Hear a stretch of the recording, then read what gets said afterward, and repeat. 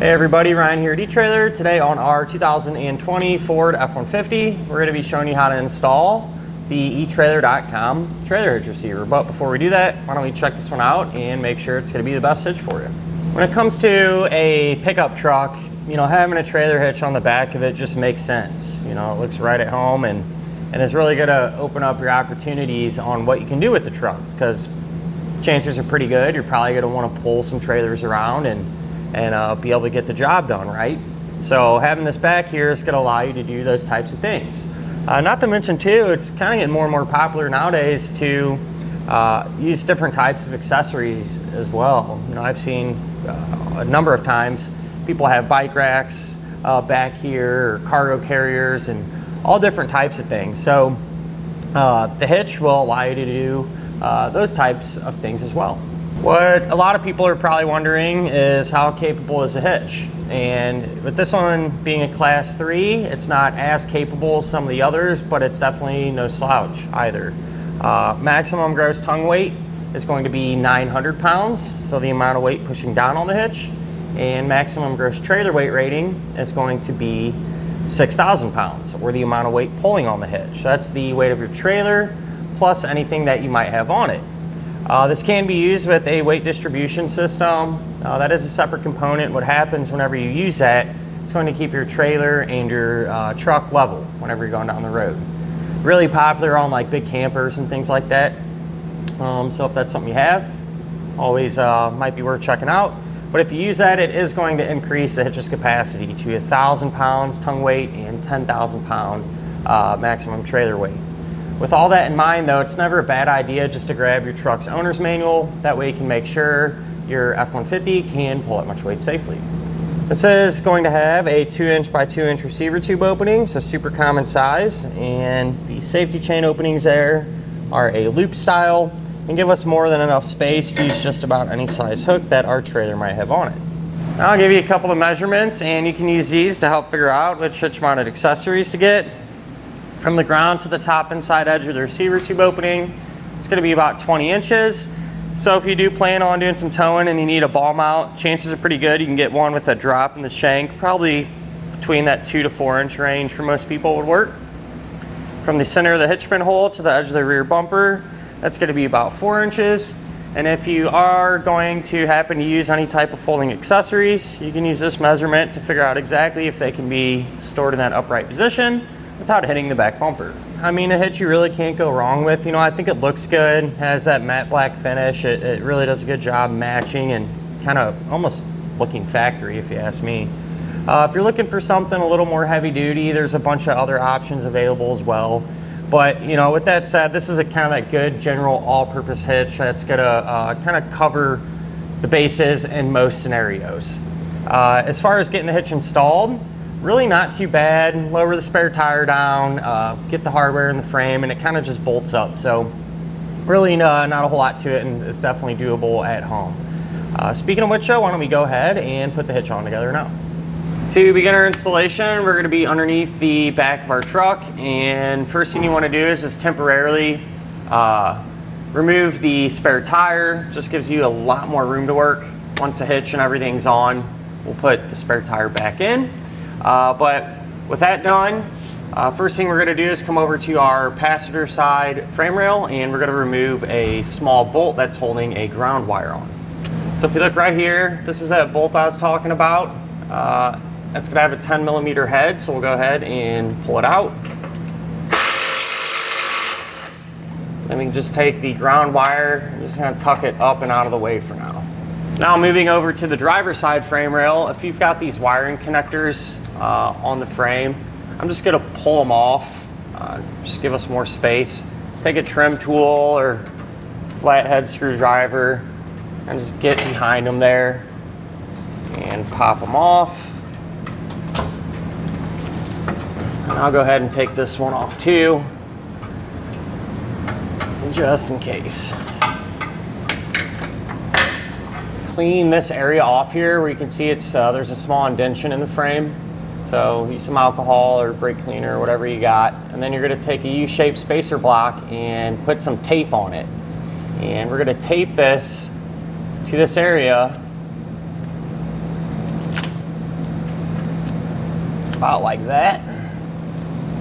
I want to mention as well, from this point on, anything we do to this side of our truck, we're also going to do to the other side, because it'll be set up the same way. And by taping this up here, it just makes it so much easier to get the hitch up in place and not have to hold this little part. And obviously you want to cut out the tape where our hardware is going to go through. So cut that out, and then where our ground cable screw back into, cut that little portion out as well. Now we can work on getting our hardware inside of the frame rail. So we're gonna have 2 attachment points. Obviously this one here, and then this hole there. And we'll start with this one. What you're gonna do is take the fish wire, take the coil in, put it through there towards the front of the truck, and we're gonna use this hole as the access hole. So we'll pull that out. Then you're going to take a spacer block, put that on, and then a carriage bolt. That carriage bolt will thread onto it. You can feed this hardware in. You're going to pull it out and make sure everything's good, but we'll just barely push it back into the frame. That way when we put our hitch up, it's not going to interfere or anything. For this one, you're going to take the coil then, put it in, and drop it straight down, essentially, right through here. You can pull it out, because there's a slot at the end of our frame rail. And so same deal, spacer block, carriage bolt, and get that threaded on. Kind of feed this up, and a lot of times you might have to take the carriage bolt and put it head first in there because it's a little bit tighter. We'll go ahead and do the same thing. Now what we can do is grab our hitch and get it ready to put up. So on the front side of it, so this is the end that's going to be facing towards the front of the truck, we're going to take these spacer blocks, and just like we did the other ones, tape them over the attachment point there, and then cut the hole out. Now with an extra set of hands, we can get our hitch up into position. So you'll run your pull wires through the appropriate holes in the hitch. I can manage to grab it here.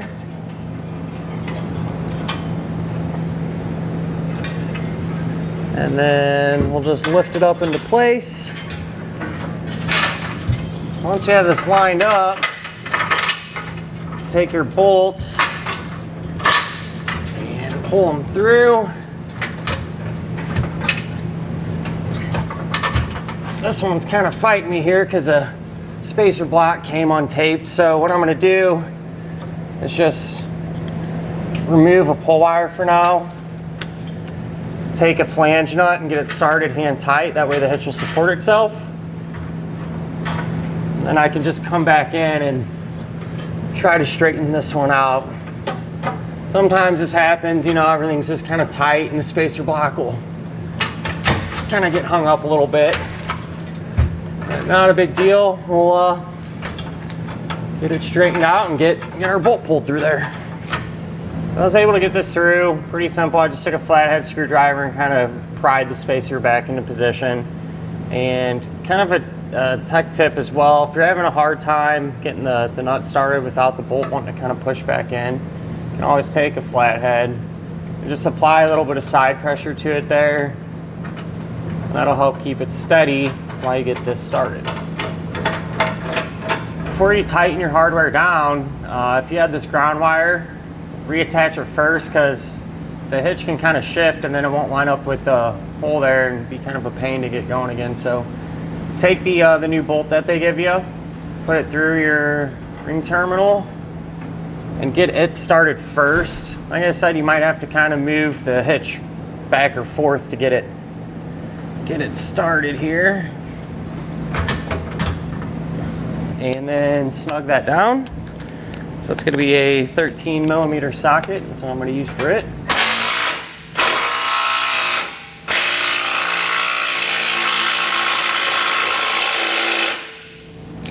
And then I'll come back and tighten these down using a 15/16.